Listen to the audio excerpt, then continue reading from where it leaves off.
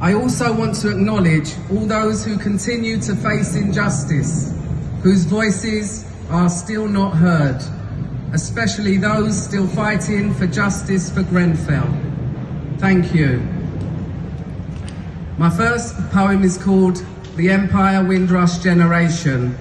This poem is to honour all of those who came from the Commonwealth countries, and it wasn't just the Caribbean, but as we're celebrating the 75th anniversary of Windrush, this is my contribution.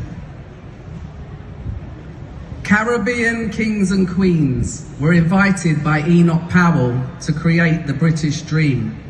Jobs aplenty, come we go, help to make the motherland grow. Working as menials equal to none, but they didn't watch that attitude, they just got the job done. Working on buses, trains and as nurses, despite the hostility and the National Front curses. Great men and women doing their part of rebuilding a nation which was close to their hearts. Their children they raised to know right from wrong, work hard, do good, stay out of trouble was their song.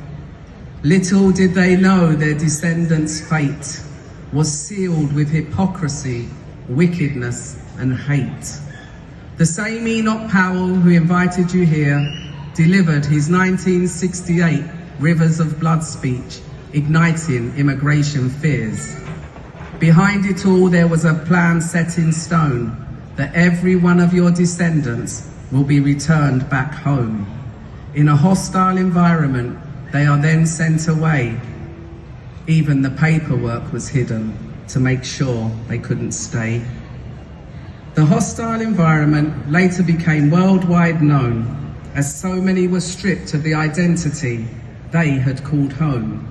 They were treated like criminals, regarded as liars and cheats, refused entry back, detained, made homeless, and faced with legal defeats. Many had families, homes and jobs too.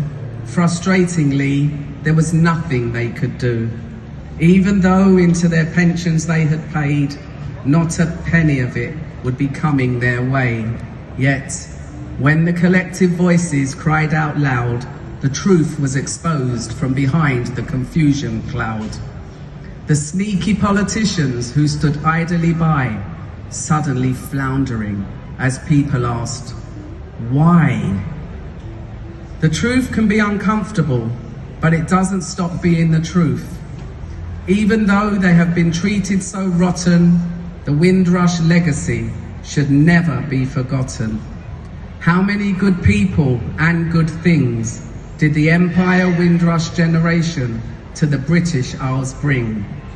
Nurses, NHS staff, transport system operators, postal staff, military personnel, music, singers, musicians, lovers rock, culinary delights, sports stars, scientists, educationalists, doctors, professors, historians, journalists, TV presenters, newspaper editors, actors, film directors, playwrights, authors, politicians. And to name a few, Mona Baptiste, Sir Trevor MacDonald, Sir Lenny Henry, Patrick Vernon, OBE, Dr. Stuart Hall, Diane Abbott, MP, Baroness Floella Benjamin, Dame Doreen Lawrence, Rusty Lee, Eddie Grant, Linton Kwesi Johnson, Benjamin Zephaniah, Trevor Nelson, Victor Romero, Janet Kay, Laurie Cunningham, Ian Wright, John Barnes, and so many more, so many to mention. The Windrush legacy lives on. Thank you.